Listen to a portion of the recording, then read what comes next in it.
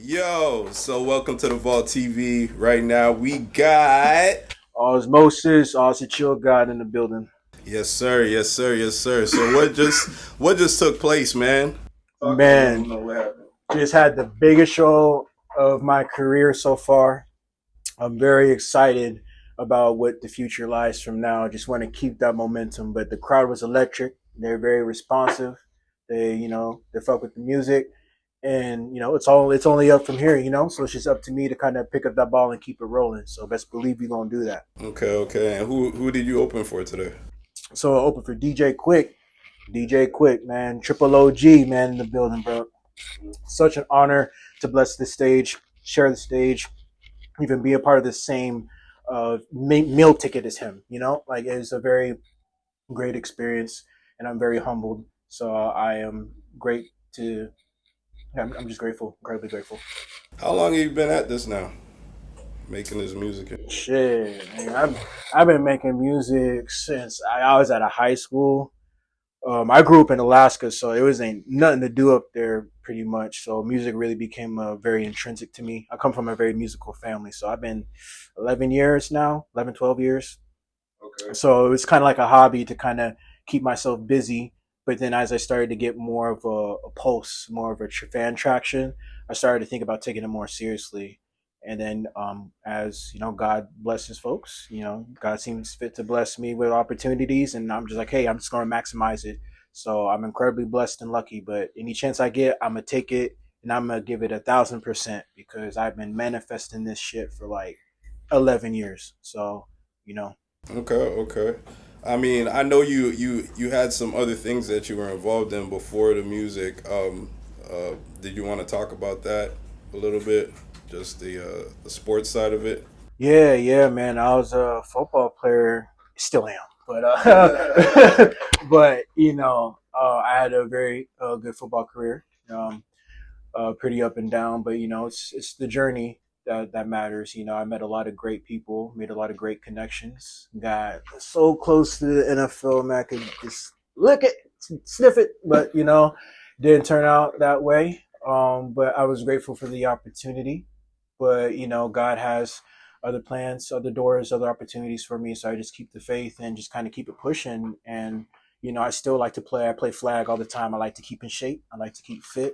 So football is very much a part of my life, man. Go Birds, baby, running it back this year. Fuck you talking about? All right. So what role would you say music played? Because I know it's like music is almost like the thread to the tapestry of life. So it's like no matter what we're doing as musicians, music always seems to play an integral role. So could you tell me about some of the ways that music helped you get through something, or maybe even motivated you on the field, or you know what I mean? Like what role did music play for you just throughout your entire life? Yeah, man. I would I started out life pretty rough, you know. Went through a lot from a very young age, was exposed to a lot at a very young age, and it caused me to close up emotionally. It was very hard for me to kind of speak on my feelings and interact with other humans. So music became that medium for me to communicate with others, to learn how others communicate, because I just was a nonverbal, so I owe my life to music. My mom's, my pops, everybody in my family is like musically gifted in some way, form, or fashion. So we all just kind of hold it around each other and just kind of explore the depths of the musical creativities and all the visions we have and all the dreams and aspirations, and we all support each other 110%. So it became so much easier for me to express myself and just talk and just kind of be normal. And I owed all of that to music. And it still remains the best way that I like to communicate, get my thoughts, my feelings out, and yeah, forever grateful. All right, tell me a little bit about like what it's like to grow up in Alaska. I don't think a lot of people have any sense. Like first of Yeah, real all, questions. Yeah, niggas be like, "It's niggas in Alaska." absolutely, bro. That is like the first thing I normally hear. It's usually there's niggas in Alaska or that that little sort of But you know what that huh means, because like if it's a white person that's saying huh, you know what that means. You know what they're saying. So it's just kind of like yes, yes, we're up there. Um, a larger part, not by choice. The military has like several larger bases up there, so a lot of us just get shipped up there.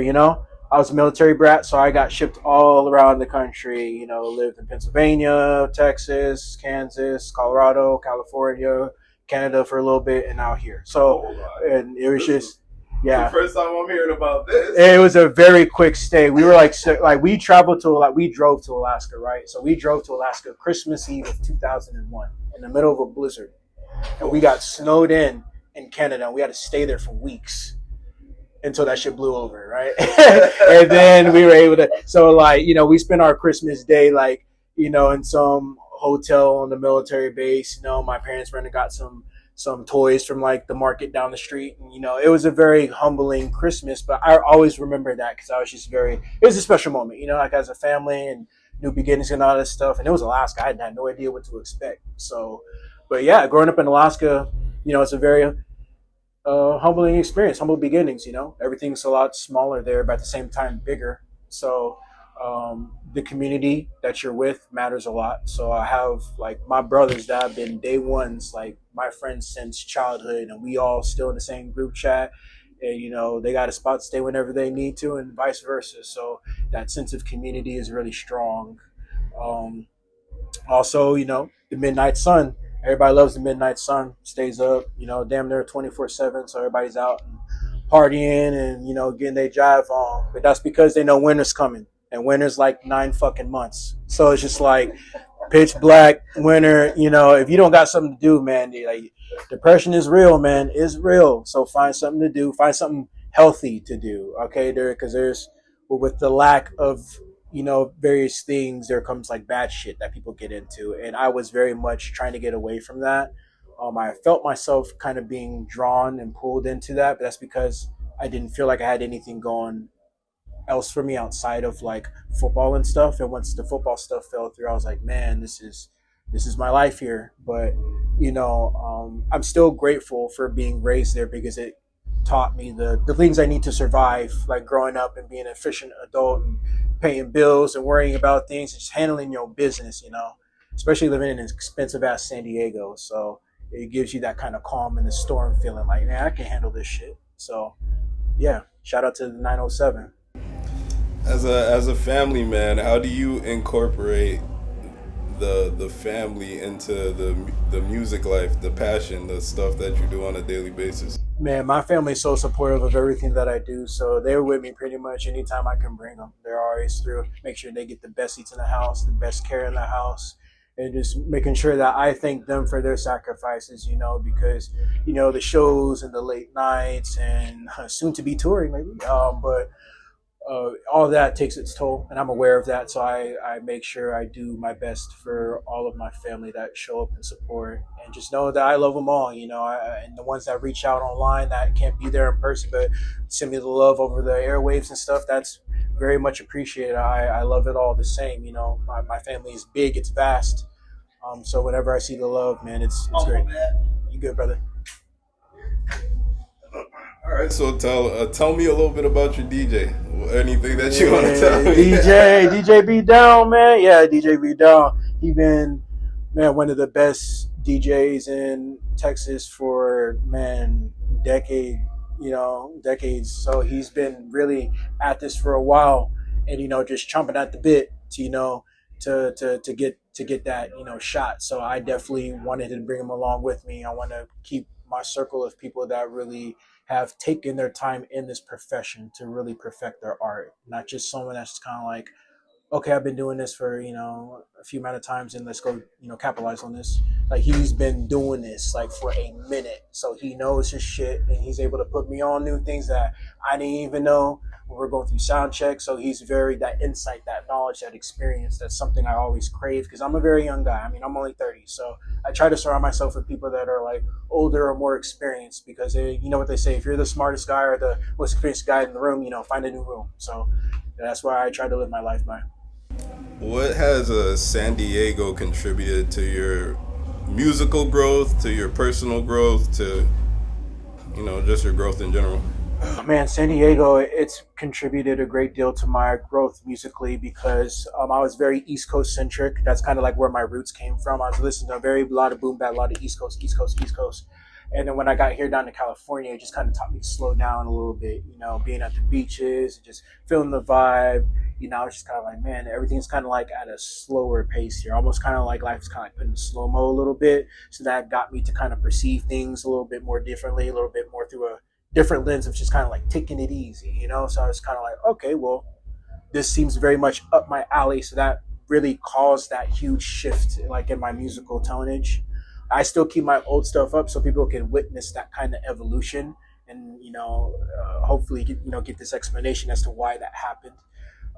But yeah, I'm very grateful. Music's all about the journey. So I'm very grateful for every experience I took and throughout my entire journey, the good and the bad. So, where do you see yourself with this music thing?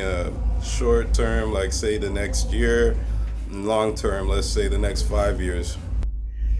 Next year, even later on this year, next year, I want to be touring. I want to do a better job of like getting out and getting in front of people because I'm an introvert by nature. I like to chill. I'm on the game. I game a lot. So it's just like it's hard to pull myself away from the game to go be this rap person. But I I do my best, and I'm growing more confidence with each and every show. So I feel like I'm able to keep at this with my background and just public speaking and stuff. It comes very natural to me. So I feel like I'm in a good position to really make something of this if I just get off my ass and stop being lazy. So here's to me not being lazy. Okay.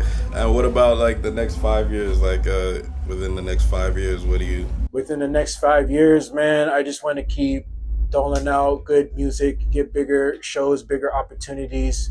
I still want to be able to manage both my music career, and my business. I'm a barber by trade. So I still want to find a way to kind of like manage both, and even maybe, I got apparel coming soon, so maybe that will kind of raise up to be its own kind of thing. That's very much a 5 year goal that I got installed. I got linked up with Eric. He's a really great designer guy that sets it up all for me. So we in the process of getting a good rollout going. So very soon you should have more news about the apparels and the branding. So that's the 5 years right there, man. It's gonna be some good stuff coming down the line for y'all. Trust. All right, I'm gonna probably let you go soon, just because I know you gotta get to the merch table, go shake some hands, They waiting kiss for some. me out there. They like, where this nigga at? Bro? You said you gonna be here. Where this nigga at? Kiss some babies and shit. So, but look, do you plan all of this shit out? Like, do you write it out? Like, do you script it out? Like, where you want things to go, or is it just? Are you kind of just taking it day by day? Absolutely. I obsessively think of this to the point where it becomes like intrinsic second nature. So where I'm just kind of like living out what I've already thought like a million times. So it comes from my football background. Before games, that's what you do. You imagine yourself making that big play. You imagine yourself making that big catch, that big tackle. That you have to first put yourself in that position up here, and then it'll be much easier to be in that position when you're actually in it. So it's not like, oh, this is the first time I never thought about this. Like, no, you've been thinking about this. So here's what you're gonna do. Visualization, yes, sir. Anything else you want these people to know about before you get up out of here? Any projects dropping? Any singles dropping? Videos dropping? Yeah, so we in the vault, we gonna be locked in. We gonna be hammering out some visuals to some upcoming songs I got coming out, some unreleased heat. So we're gonna be tapped in a lot. So you're gonna see me a lot on here. So get used to seeing this face. All right. Tapped in with my boy Sense, man, best in the game right now. So much love to you, brother. I appreciate that, man. Vault, lock in. Awesome.